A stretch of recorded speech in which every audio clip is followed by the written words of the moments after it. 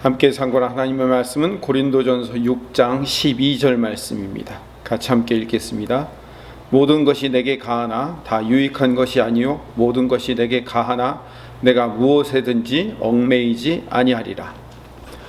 오늘 본문 이 12절의 말씀은 고린도전서 10장 23절에서도 반복되어 나오고 있습니다. 바울이 즐겨 말하는 내용 중에 하나입니다. 고린도전서 10장 23절의 말씀을 볼까요? 23절, 24절의 말씀. 모든 것이 가하나 모든 것이 유익한 것은 아니요 모든 것이 가하나 모든 것이 덕을 세우는 것은 아니니 누구든지 자기의 유익을 구하지 말고 남의 유익을 구하라 라고 말하고 있습니다. 사도 바울이 고린도전서 6장과 고린도전서 10장에서 두 번이나 반복해서 모든 것이 가하다라고 하는 말은 두 가지 의미로 나눌 수 있습니다. 첫 번째는 그 당시 고린도 사람들의 사고방식을 반영하는 표현입니다. 이 고린도라는 도시는 아주 전형적인 헬레니즘 문화권에 속해 있는 도시입니다. 그러니까 당연히 헬라적 사고방식을 갖고 있죠. 헬라적 사고방식 하면 가장 쉽게 우리가 이해할 수 있는 게 뭐냐면 이원론이라는 겁니다. 이원론으로 무장되어 있습니다. 그 이원론이라는 건 뭐냐면 그리스 사람들, 그 당시 AD 1세기 당시에 그 그리스 사람들, 헬라 사고방식을 가지고 있는 알렉산더가 정복해서 그 만들어 놓은 그 거대한 그 대제국, 그 헬라 사회에서 통용되고 있는 구원관이 뭐냐면 생각, 즉 관념이 구원받을 수 있다는 거예요. 좋은 생각, 좋은 관념. 조금 어렵게 얘기를 하면요, 그걸 이데아라고 얘기합니다. 정신이라고 할 수도 있죠. 그 이데아가 뭐냐면 시공을 초월한 비물질적인 절대적인 영혼의 실제. 어렵죠. 객관적이고 불변하는 사물의 본질적인 순수한 이성. 더 어렵죠. 그냥 우리 쉽게 생각해서 우리 머릿속에 생각이라고 이야기하면 됩니다. 이 머릿속에 있는 이 생각은 바르기 때문에 이 생각은 구원받을 수 있는 거예요. 이 구원이라는 것은 그들의 생각하기예요. 이 영혼이, 생각을 담고 있는 이 영혼이 이 더러운 죄로 얼룩진 이 육체에 속박되어 있다가 어느 날 이 육체가 썩어지고 육체가 죽고 나면 우리 이 영혼의 이 생각이 자유롭게 둥둥 떠다니게 되는 거예요. 이 생각이 이 몸에서 빠져나오는 것을 구원이라고 얘기합니다. 그들의 입장에서의 구원이에요. 영혼은 원래 깨끗한 건데 더러운 육체에 갇혀 있는 것을 갇혀 있기 때문에 우리가 죄를 지을 수밖에 없고, 그리고 이 더러운 육체는 물질에 속한 거기 때문에 이 물질에 속한 것들은 모두 다 값없고 그리고 더러운 것이고, 이 머릿속에 정신의 세계에 있는 고귀한 생각은 가치 있는 것이다 라고 생각하는 것이 이원론이라는 겁니다. 그러니까 이 육체로 대변되는 물질과 정신으로 대변되는 이데아, 생각, 사상은 전혀 다른 것, 별개의 것인데 이게 하나로 합쳐져 있는 거예요. 그러다가 나중에 이것이 분리되면, 그래서 영혼이라는 것이 아주 영원한 그 영적인 그 신비의 세계 안으로 들어가는 것을 그들이 말하는 구원이라고 부르는 겁니다. 이 사상이요, 좋아 보이는 것 같지만 이것이 나중에 발전하면 어떻게 되냐면 이렇게 여기는 거예요. 이 육체는 원래 더러운 거기 때문에 육체의 본성과 본능에 따라 살아가는 거예요. 배고프면 밥을 먹어서 채워야죠. 당연히 이 육체는 본성을 따르기 때문에, 이 더러운 육체적 본성을 따르기 때문에 이 본성은 배가 고프면 당연히 먹을 수밖에 없는 거예요. 뺏어 먹든 남을 죽이고 먹든 어떤 수단과 방법을 가리지 않고라도 이 육체는 채울 수밖에 없는 거예요. 육체는 원래 더러운 거니까 그냥 본능에 따라 채워지면 되는 거예요. 마찬가지로 식욕이 이런 것처럼요, 성욕도 마찬가지. 고린도 교인들은 식욕이나 성욕이나 똑같이 생각했어요. 그래서 인간의 성욕도 그냥 본능적이기 때문에 그냥 아무 여자나 채우면 돼. 아무 남자나 그냥 채우면, 그 본능이 일어날 때 그냥 채우면 끝이다. 왜? 어차피 이 썩어질 육체는 썩으면 죽으면 그만이니까. 이걸 이원론이라고 생각해요. 여러분들 혹시 이 이원론을 여러분들의 생각과 사고방식을 갖고 있는 건 아니겠죠? 이원론이 사도 바울이 잘못됐다고 얘기를 하는 겁니다. 그래서 이 12절 말씀을 기점으로 해서 13절에서 20절 말씀이 계속 등장을 하는 겁니다. 근데 당시 이 성욕을 채울 수 있는 공개적인 장소가 있어요. 거기가 어디냐면 이방 신전입니다. 비너스라는 여신을 섬기는 이방 신전이 있는데, 이 이방 신전에 그 여사제와 남사제들이 있었어요. 부를 때는 좀 거창하게 사제라고 부르지만 사실은 창기들과 창녀들과 창남들이에요. 이들과 성욕 관계를 맺는 것, 성욕을 풀면서 관계를 맺는 것이 그들에게 있어서의 제사인 거예요. 예배인 거죠. 얼마나 성욕을 채우고서 그리고 또 그것을 합리화시킬 수 있겠습니까? 고린도 교인들은 그렇게 자기들의 성욕을 이방 신전에 가서 채우는 겁니다. 그들의 생각이 그런 거예요. 이원론은 그 육체의 가치를 평가절하하는 거예요.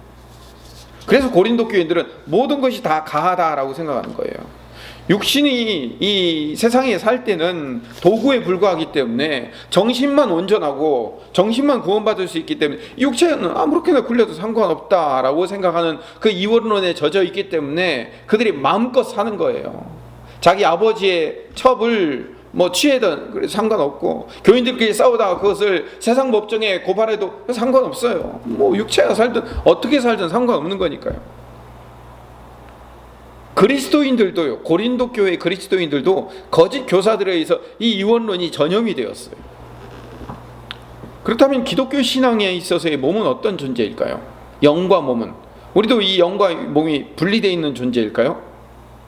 갈라디아서 5장 1절에 보면 그리스도께서는 우리를 자유롭게 하려고 자유를 주셨으니 그러므로 굳건하게 서서 다시는 종의 멍에를 매지 말라라고 사도 바울이 말합니다. 우리에게 자유를 주셨어요. 그래서 종의 멍에를 매지 않는 자유로운 자가 되었습니다. 우리는 어디서 자유로운 자가 됐냐면 죄에서 자유로운 자가 되었고, 그리고 죄의 속박에서 자유로운 자가 되었어요. 갈라디아서 5장 13절의 말씀에 보면 형제들아 너희가 자유를 위하여 부르심을 입었으나 그러나 그 자유로 육체의 기회를 삼지 말고 오직 사랑으로 서로 종노릇하라 라고 되어 있습니다. 사도 바울은 내가 자유로운 존재가 되었기 때문에, 죄의 속박에서 죽음의 속박에서 자유로운 존재가 되었기 때문에 이 육체를 내 마음대로 뭐든지 가하니까 뭐든지 하고 싶은 대로 하면 되니까 마음껏 해도 된다가 아니라 그 자유를 이 육체의 만족을 채우는 도구로, 육체의 만족의 기회로 삼지 말아라 라고 말하고 있는 거예요. 이 자유를 누가 주셨어요? 예수님이 주셨어요. 요한복음 8장 32절에 보면 진리를 알지니 진리가 너희를 자유롭게 하리라 라고 말씀하셨어요. 진리를 알지니, 진리가 누구냐면 예수님 그 자체가 진리입니다. 왜냐하면 예수님이 길이요 진리요 생명이신 분이 예수님이라고 당신이 직접 말씀하셨기 때문에 그래요. 진리이신 예수님께서 우리에게 참 자유를 주셨는데, 그 참 자유함을 가지고 자유로우니까 마음껏 해도 되니까 모든 것이 가하니까 내 마음대로 살아도 된다가 아니라 그 자유로움을 가지고 육체의 기회, 다시 말하면 본능대로 살아도 되는 그 기회를 삼지 말아라라고 성경을 얘기하는 거예요. 그러니까 고린도 교인들이 생각하는 헬라적 사고방식의 생각과 전혀 다른 것이 기독교적 사고방식인 겁니다. 여러분, 기독교는 이원론이 아니에요. 육신은 아무것도 아니다라고 말하는 헬라적 사고방식과 전혀 다른 이야기랍니다. 성경에서는요, 영과 육이 하나라고 말하고 있어요. 하나가 되어 있는 지체라고 말하는 것이 기독교적 사고방식, 성경의 사고방식입니다. 근데 고린도 교인들은요, 거짓 교사들의 영향 또는 고린도라는 그 도시 전체의 헬라적 영향에 의해서 자기들이 예수 믿고 신자가 되어서 성도가 되어서 신령해졌어요. 이 영이 신령해졌다고 생각하는 거예요. 성령이 우리 머릿속에 들어와 영이 신령해졌다고 생각하는 거예요. 그러나 이 몸은 여전히 죄를 짓고 더러운 존재이기 때문에 이 마치 더러운 옷을 입고 있는 거예요. 그런 것처럼 이 언젠가 이 더러운 옷을 벗어버리면 되는 것처럼 이 몸을 자유롭게 생각하는 거예요. 그래서 고린도 성도들은 예수를 믿고 이 생각이 고급한 상태가 되고 이 신령한 상태가 되어 있다고 생각해서 신령한 열심과 그 신령한 소원이 있는 그런 신령한 사람이 되었기 때문에, 왜? 자기 안에서는 영적인 생각을 할 수 있게 되었고, 그리고 영적인 사람이기에 은사들이 나타나고 능력들이 나타나서 고린도 교회는 은사가 많다고 얘기했죠. 그래서 내가 신령함을 사모하고 있으며 내 안에서 신령한 것들이 나타나기 때문에 나는 신령한 사람이라고 생각하는 거예요. 그래서 몸은 내 마음대로 마음껏 살아도 된다라는 이원론적 사고방식에 영향을 받는 거예요. 사도 바울이 이걸 지금 지적해내고 있는 거예요. 바울이 전하는 그리스도인은 어떤 존재냐? 전혀 다른 생각을 갖고 살아야 된다는, 몸과 영이 하나가 된 존재가 그리스도인이다라는 것을 설명하려고 지금 오늘 이 본문을 시작하는 겁니다. 앞으로 이 생각이 초대교회에서 영지주의라는 그 이단, 이원론자들과 계속해서 투쟁을 벌여요. 베드로전후서라든지 아니면 요한 1, 2, 3서에 보면 이런 영지주의자들, 이단들과 계속해서 투쟁을 벌이는 일이 일어납니다. 거기서 사도 바울이 이 진리를 규정해 주죠. 다시 고린도 교회 이야기로 돌아가서 고린도 교회 이원론자들은 자기들이 육체의 제한을 벗어나 있다고 믿어요. 그래서 마음껏 이 육체는 뭐 마음껏 해도 돼. 왜? 나는 영혼이 구원받았으니까, 예수님 때문에 영혼을 구원받았으니까 육체는 마음껏 내 마음대로 해도 돼. 내 그냥 본능대로 살아도 돼. 라는 그 사고방식에 여전히 젖어 있는 거예요. 단지 예수만 믿은 거지 생각과 사고방식이 헬라적 사고방식과 똑같은 거예요. 거기서 사도 바울이 그들에게 경고를 하는 거예요. 성경이 말하는 자유는 그게 아니다. 제가 어려서는요, 그 통행금지가 있었습니다. 중학교 때인가 풀린 것 같은데요. 그 사람들이 그 통행금지가 통금이라고 하죠. 통금이 해제되고 나서 아주 좋아했습니다. 자유가 있어진 거죠. 근데 여러분, 요즘은 뭐 통행금지가 뭔지도 모르는 사람들이 아마 있을 겁니다. 그만큼 이제는 내가 밤 1시에 다니든 새벽 3시에 다니든 아무 상관없이 마음껏 자유를 누릴 수 있습니다. 그래서 마음껏 자유를 누리고 사십니까? 아니죠. 내일의 삶이 있기 때문에 1시간이라도 빨리 집에 가서 쉬고 자고 싶은 거예요. 밤새 돌아다닐 수 있는 자유가 있지만 우리가 그 자유를 다 쓰지 않잖아요. 마음대로 쓰지 않잖아요. 마음껏 돌아다닐 수 있다고 밤새 돌아다니지 않잖아요. 여기 새벽에 오다 보면요, 4시 50분 5시 넘어서 이제 차 타고 오다 보면요, 교회 오다 보면 이 교회 뒤쪽으로요, 뭐 젊은이들이 그때까지도 뭐 불 켜놓고 놀고 떠들고 노래 부르고, 그런 자유를 만끽하면은 그 자유가 계속 이어집니까? 아니죠. 그 다음날 하루 종일 잔다든지 그 다음날 일을 못하든 그 자유가 억제되는 일이 생기잖아요. 자유는 거기에 대한 책임이 따르는 거죠. 마음껏 쓸 수 없는 거죠. 아까 두 가지라고 의미라고 그랬죠. 두 번째 자유의 의미는 그리스도인들이 말하는 자유, 그러니까 사도 바울이 말하는 기독교의 그 참된 자유의 의미는 뭐냐면 죄로부터의 자유입니다. 로마서 6장 6절에서 7절 말씀을 읽어보겠습니다. 우리가 알거니와 우리의 옛사람이 예수와 함께 십자가에 못 박힌 것은 죄의 몸이 죽어 다시는 우리가 죄에서 종로로 타지 아니하려 함이니 이는 죽은 자가 죄에서 벗어나 의롭다 하심을 얻었음이라. 무슨 말이냐면 성경에서 말하는 참된 자유라는 것은 죄로부터의 자유예요. 이전에, 신자가 되기 이전에는 죄의 종이기 때문에, 사단의 종이며 죄의 종이기 때문에 그 죄를 거부할 자유가 없었어요. 본능에 따라 움직였기 때문에 그 본능을 거부할 자유가 없었어요. 죄에 속박되어 있는 거예요. 본능에 속박되어 있었어요. 근데 이제 예수 그리스도로 말미암아 거듭난 새로운 피조물이 된 이 성도는 죄를 거부할 자유가 생긴 거예요. 죄의 속박에서 떨쳐내고 죽음의 공포에서 떨쳐 일어날 자유가 생긴 거예요. 그런 의미에서 우리는 자유자가 된 거예요. 로마서 6장 12절에서 14절 말씀을 더 읽어보겠습니다. 그러므로 너희는 죄가 너희 죽을 몸을 지배하지 못하게 하여 몸의 사욕에 순종하지 말고, 또한 너희 지체를 불의의 무기로 죄에게 내주지 말고 오직 너희 자신을 죽은 자 가운데서 다시 살아난 자같이 하나님께 드리며 너희 지체를 의의 무기로 하나님께 드리라. 죄가 너희를 주장하지 못하리니 이는 너희가 법 아래에 있지 아니하고 은혜 아래에 있음이라. 사도 바울이 정확하게 지적하고 있잖아요. 예수 그리스도로 말미암아 죄가 우리를 더 이상 흔들지 못하도록 이제 그 죄의 굴레 멍에에서 벗어난 자유자가 되었다는 거예요. 지금 이걸 얘기하고 있는 거예요. 그래서 사도 바울이 오늘 본문 6장 12절에 내가 무엇에든지 얽매이지 아니하리라 라고 얘기한 거예요. 뭐든지 털털 털고 자유롭게 내 마음대로 살리라가 아니에요.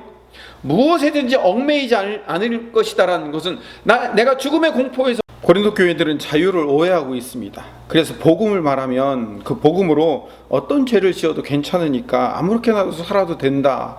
뭐 죄짓고 회개하고 마음껏 해도 된다라는 것으로 오해를 하는 거예요. 성경을 문자적으로 읽는 대표적으로 잘못된 해석을 하는 사람들이다. 지금도 그런 사람들이 있죠. 구원파가 그런 해석을 지금도 하고 있습니다. 나의 방종과 실천하지 않으려는 그 게으름을 복음의 핑계를 대고 있는 거예요. 하나님이 우리에게 주신 그리스도로 말미암아 주신 자유는 절대로 그런 게 아닙니다. 주님께서 십자가를 지심으로 죄의 속박, 죽음의 속박에 대해서 이제 우리에게 해방과 자유를 주신 거예요. 이걸 가장 잘 설명할 수 있는 것이 애굽에서 노예로 살던 이스라엘 백성들에게 10가지 재앙과 홍해를 가르는 기적으로 해방을 주시고 구원을 주신 것으로 예를 들었죠.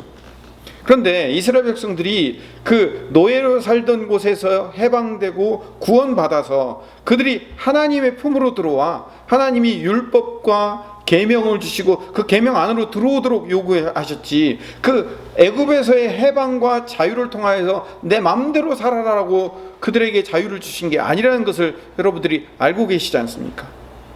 구원은 이 사단의 눌림에 대한 악한 사단의 세력에 대한 그 눌림에서의 해방이며 죄의 속박에 대한 해방이며 죽음의 공포와 그리고 두려움에 대한 해방을 의미하는 겁니다. 진정한 자유인, 그리스도 안에서의 참 자유인은 아무렇게나 살아도 된다는 의미의 자유가 결코 아니에요. 그건 방종일 뿐이에요.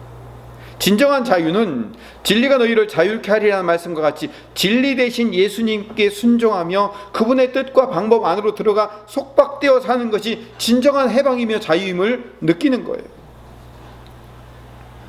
그래서 전능자를 찾아 발견하고 그분 안에 거할 때 우리는 돈에 대한 그 두려움에서 해방될 수 있어요. 돈이 없어도 있어도 상관없이 하나님이 채워주시고 인도하시고 이끄실 것을 믿으면 그 돈에 대한 공포에서 해방될 수 있어요. 죽음에 대한 공포에서 해방될 수 있어요. 왜? 하나님이 우리에게 천국을 약속하셨고 우리에게 영원한 삶을 약속하셨기 때문에 그 죽음에 대한 공포에서 해방될 수 있죠. 모든 인간의 두려움의 요소들을 해방할 수 있어요. 하나님이 해결해 주실 건데, 하나님이 염려하지 말라고, 두려워하지 말라고 말씀하셨는데 라고 우리가 그것을 믿음으로 믿고 있다면 우리는 그 두려움에서 해방될 수 있는 거예요. 그래서 예수님의 십자가로 그 두려움들에서 해방시켜 주셨기 때문에 우리의 진정한 자유는 그 예수님 안으로 들어가고 예수님 안에 들어가 예수님과 동행하며 사는 것이 참 자유라는 것을 성경이 말하고 있는 겁니다. 그동안 알고 있었던 자유에 대한 생각을 바꾸고 진정한 자유를 그리스도 안에서 누릴 수 있도록 해달라고 기도하시는 이 아침 되시기를 간절히 소망합니다.